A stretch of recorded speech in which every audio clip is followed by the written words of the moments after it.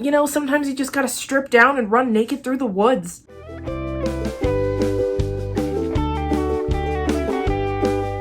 Hey guys, it's Nicole. Welcome to my channel, or welcome back to my channel. If you're new here, don't forget to subscribe if you want to see more music related content. Today I'm going to be giving my thoughts on Halsey's new film, If I Can't Have Love, I Want Power, which is a supplemental work to the album of the same name. I'm going to limit spoilers to a specific section of this video, so feel free to watch this. If you have not seen the movie, I will give you a warning right before I get into the spoilers, and I'll also have timestamps detailing when that happens down below. I originally wasn't going to include spoilers in this video, but I have questions about that ending. I need to voice those to others who have seen it, but if you have not seen it, you're just going to find out if it's worth seeing and what I thought about it without getting any spoilers. Also, I wrote notes and sections for this, but my thoughts are always a little chaotic, a little unorganized. It's kind of like a stream of consciousness style, so this is definitely a more casual review.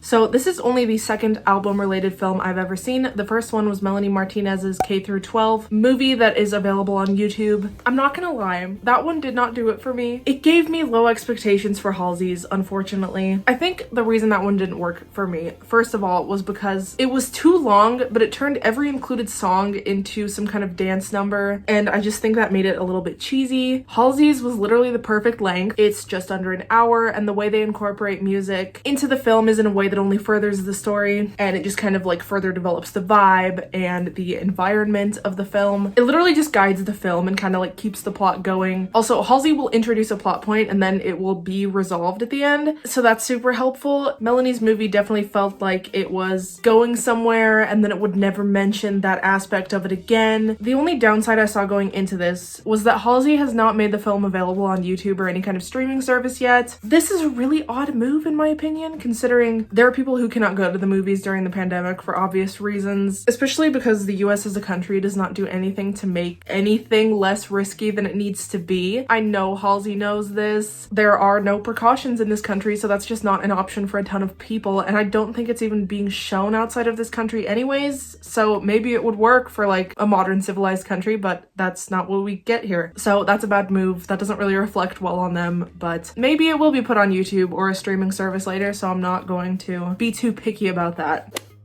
So onto what this movie is kind of about. I had no idea what it was going into it, other than a movie about a character who experiences the joys and horrors of pregnancy, and I did not know what I had in store, and I really expected the R rating to be there because of some kind of horrifying portrayal of the actual birth, which as your tokophobic friend, I was very hesitant about. Long story short, the R rating is literally just there because Halsey and others are butt-ass naked for like a good solid chunk of the movie. It's an artistic choice, okay? It normalizes the appearance of pregnant bodies, and we love that. But after watching the film, I read another synopsis that explained it as the music of Halsey's upcoming album introduces a young pregnant queen, Lila, as she wrestles with the chokehold of love to ultimately discover that the ability to create life and end it unlocks the paranormal power within her. Okay, we're going to go more into the ending life thing and the paranormal aspects of this in a spoiler section, because I feel like this synopsis almost explains some things, like some questions I had, but that's for later. So it starts off, we're introduced to this queen and this whole castle crew of people who are finding the king lying dead on the floor, and Lila enters and they're all looking at her, and it's the most intense scene and doesn't have like any dialogue. I think the acting was really good. I was impressed with Halsey as an actress, but the one qualm I have is that the dialogue was just a little weird, but also I don't think there was quite enough. In that scene, I was just dying for someone to say something to somebody. It was just so uncomfortable. And then we're also introduced to this alternative Lila. There's like a dark-eyed demon Halsey standing in this mirror, and it's in this super artsy, probably metaphorical sense where Lila sees her, and I don't think the other people can see that she sees her, but the demon is like copying her movements in the mirror, and that might be the first realization that Lila has of this life in front of her is ending, the dead king, and then there's also a life inside of her that is just now starting to develop, and as that's happening concurrently, she's getting some sort of supernatural power from this. That concept is kind of left up to interpretation, which I do love, but feel free to discuss this in the comments with me.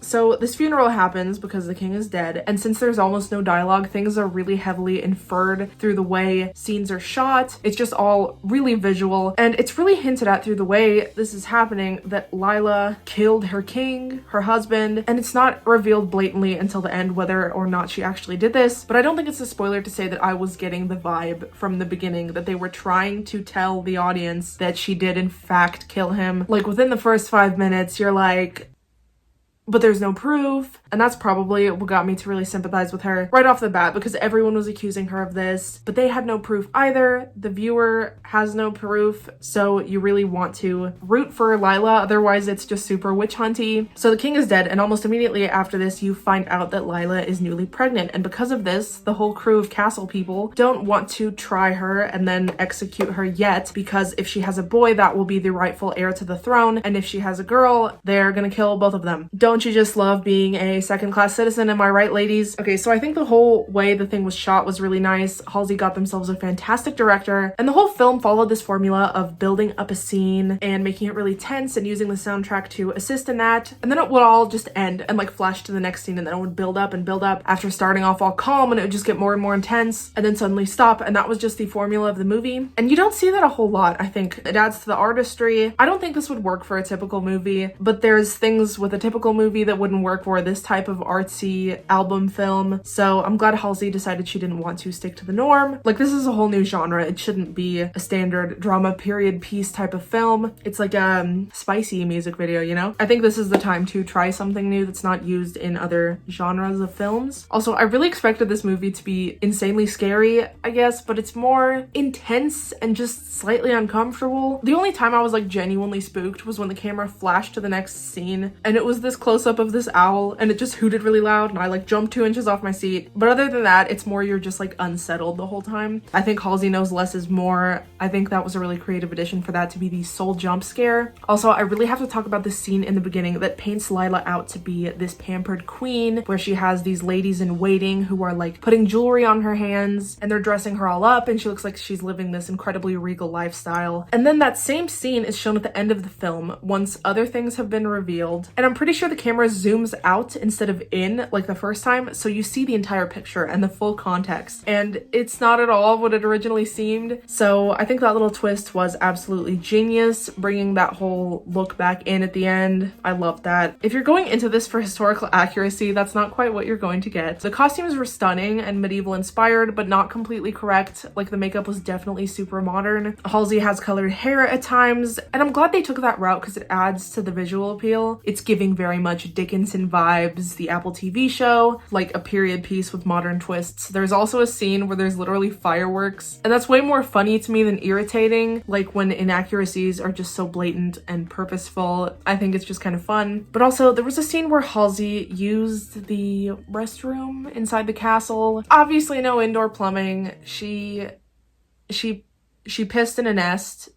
Yeah, she pissed in a nest, just like in her bedroom, and that was interesting. Was that how they did that back then? There were honestly so many parts in the movie where I just looked at them and like the dirt under their fingernails and was like, damn, if I were her, I would just be clawing tooth and nail for a bath. Can you imagine giving birth, not being able to take a bath after that? Another aspect I absolutely loved about this movie was the dedication to filming this while pregnant. This had to have taken so much planning and scheduling. There's a sequence where it shows her newly pregnant, and then it's like 3 months, 5 months, 6 months, 7 months, 8 months, etc. And then it's literally her at 9 months pregnant running through the woods naked. I will never be pregnant in my life, and that is a fat mood, no pun intended. Like, I feel like with that shit, especially in an unair conditioned castle, in all of those dresses, that shit's just gotta get hot, you know? Sometimes you just gotta strip down and run naked through the woods. I was living through her in that moment. It was catharsis. Another thing I really liked about this film and just the album in general was this is literally the pioneer for showcasing all all of the facets pregnancy involves, Halsey has said that pregnancy-related art either lets you take this pastel, cute, fairy milk bath type of vibe, or you can go the horrifying horror movie gore type route. And there's nothing wrong with either of those perspectives on pregnancy, but when those become the only two narratives that people see in media, that's when things can get harmful and stereotypes are formed about pregnancy itself. There are misunderstandings to what it actually entails. And she also has said that she wants to explore the Madonna whore complex. Once you become a mother, you're no longer seen as a sexual being, or if you are promiscuous, no one can see you as ever being fit to be a mother. They wanted to shatter both of those stupid limitations, and they did. Boy, did they. The Madonna whore complex is another issue of promoting stereotypes about women, because when those are the only two narratives, people just tend to put women in boxes, and you need more. And I love that even though Halsey wants more than anything to be a mother, she does not force this idea onto all women. She recognizes and has even experienced that pregnancy is like the worst possible thing your body can go through, and there's no excuse to ever try to force or expect a woman to also want to go through that. And she's talked about how everyone wanted her to be so grateful for this, when in reality she is grateful, but she's also allowed to be terrified. And I think that really manifested itself into the plot of this film. Lila is shown as this promiscuous problem woman, but there are also so many like motherly scenes that show she would be this fantastic dedicated mother, and you can be both. In fact, I'd argue that confident, empowered problem women probably make some of the best mothers. They're not going to shame their own daughters for shit. And as far as all the aspects of pregnancy goes, don't get me wrong, the birth scene was a bit much, as they always are for me, but it was really fast, and there was so much more going on in that scene than just childbirth that like you're gonna be a little on edge the entire time. I'm not gonna give any spoilers obviously, but I gotta say I was relieved that it didn't take some sort of biology video educational approach of showing like the realities of the physical experience of childbirth. I guess with the R rating I really did not know what to expect, so it's not that bad, and this is coming from a tocophobic person. It didn't send me into a week-long anxiety attack like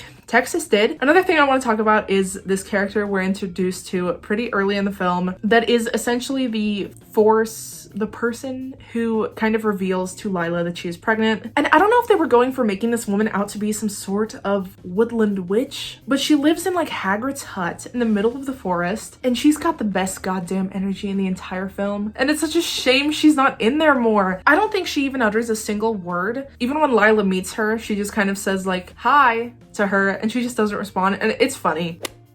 So, final thoughts, who would I recommend this to? Definitely fans of Halsey. I feel like this might be a little too niche to be fun for just anyone. Also, the IMAX price and risk of COVID exposure is a little ridiculous for a 50-something minute film. Personally, I would not have even watched anything like this if I was not a Halsey fan. I usually do not touch any kind of pregnancy or childbirth related media with a 10-foot pole because it gives me panic attacks, but I trusted Halsey to not make it weird and unrealistic, and I'm glad I did. I like when people acknowledge that it's like hard and undesirable and dangerous to give birth to somebody, even if they are exploring the joys of it. I like seeing both sides. We just never get that. I don't know, I feel seen. It makes me much more open to hearing the rest of said pregnant person's perspectives when they do acknowledge that side of it, because otherwise I feel like they're just spouting bullshit when it's that like pastel, fun, milk bath, fairy stuff only. So overall, I loved what she did with this film and album. This feels incredibly original. She shattered so many stereotypes just with this one body of work and explored so much uncharted territory. I think it's iconic that historically women's careers are pretty much over in the music industry right when they give birth, but she literally used this to catapult herself into even more success. She's creating paths for women in entertainment to have children and careers and their world to not just end once they have a family. And I also think this is an amazing way to document and memorialize their pregnancy. Like, imagine being Halsey's child and knowing while they were the vessel for your life, you were literally the vessel for their creative project and the source of inspiration for all of this art. That's just a groundbreaking thing to think about for me.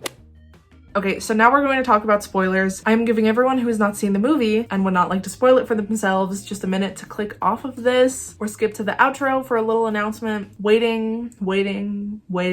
Okay, spoiler time. So more on this all-knowing witch character. Did I very much want to see Lila ride off into the sunset with her baby and this witch woman? Yes, absolutely. I wanted that happy ending. Upgrade her from midwife to godmother. But when you think about the lyrics to some of the songs, You Bury Me, I'll See You in Your Dreams, she sings sings to her child not to cry and not to grieve her, kind of, and that shit makes me emotional. Her character had to die the entire time. If you pay attention to those songs, especially knowing Lila is about to be executed and it flashes to that scene of what could have been right before it happens and she's just with her child. I have such a good relationship with my mom that the idea of like a child not getting to experience that literally makes me feel sick because my mom is like the reason I even got through college, probably the reason I'm not like with some kind of drug addiction, the reason I'm just not the biggest shit show of a human being. And I know not everyone like needs their mom in their life. They have like other family members who stepped up if their mom's not present. But to me, being left without your mother is just like the most horrifying concept. Like it's just a personal thing for me. Anyways, thoughts on the ending. Was Lila reincarnated into that alternative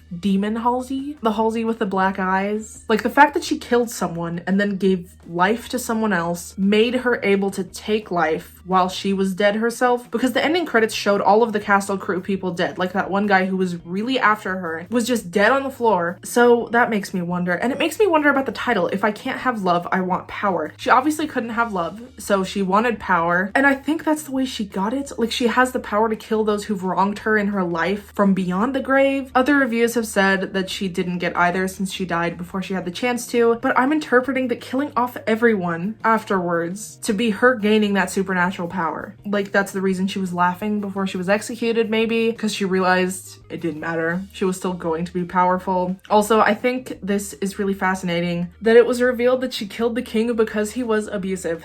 Like this is set in ancient times, but women are still put on death row for killing their abusers. So that's honestly really uncomfortable. I wish I hadn't made that connection. Please let me know down below what your interpretations are of the ending and what your thoughts in general on the movie are. Feel free to type me a full-on novel. I can't find many people on the internet discussing this right now, so I'm dying to get more perspectives. If you enjoyed this video, please consider giving it a thumbs up as that helps me out so much. Also, don't forget to follow me on Instagram at Blondie Songwriter. I will be having you guys submit stuff to me through my story for a new Taylor Swift related video that's coming soon. So if you want to be featured in an upcoming video, make sure to go follow me on Instagram and just keep an eye out for that Instagram story and leave me any requests you may have down below. And I will see all of you for another video next week, and I hope you have an amazing day. Bye guys.